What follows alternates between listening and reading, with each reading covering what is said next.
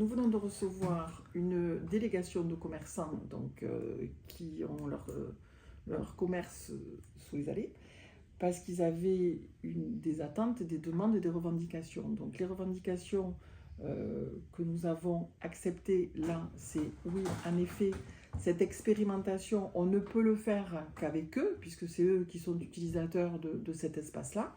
C'est eux qui ont les commerces, donc il n'y a qu'eux qui pouvaient nous dire comment ils le vivaient et comment ça se passait pour leur commerce. Donc la première des choses que nous allons faire, c'est réinstaller les grilles de chantier, puisque c'est je le répète, une expérimentation dont on a fait avec les grilles que nous avions. Donc on va modifier cette installation-là et les commerçants sont repartis satisfaits, puisque nous avons également demandé à un des commerçants présents, puisque c'est lui qui avait pris le rendez-vous, de participer avec nous aux réunions de travail.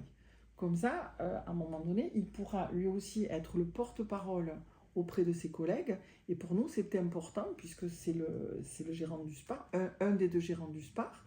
Donc, il va nous accompagner tout au long de la mise en place des travaux pour que justement, on puisse coller au mieux aux attentes et aux besoins des commerçants.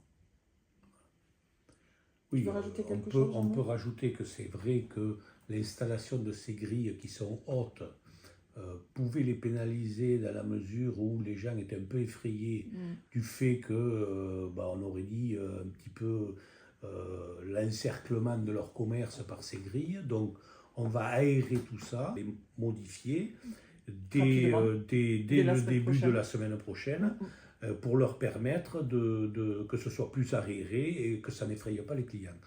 Dans la mesure où quand même, il faudra bien sûr éviter de se garer à mépris. Dans ce cas, on mettra de la rubalise. On espère que tous les clients seront un peu civiques et ne toucheront pas cette rubalise. Les commerçants se sont engagés, eux, à surveiller effectivement que le dispositif reste en place jusqu'au début des travaux qui devraient commencer le plus rapidement possible, courant mars.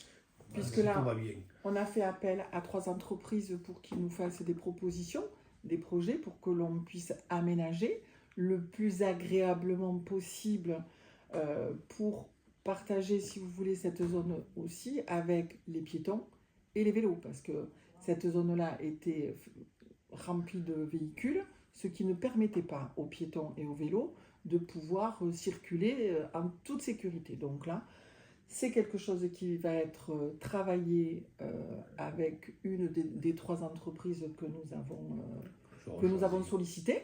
On attend leur projet et je pense que, oui, comme disait Jean-Louis, il y aura très certainement de la végétalisation.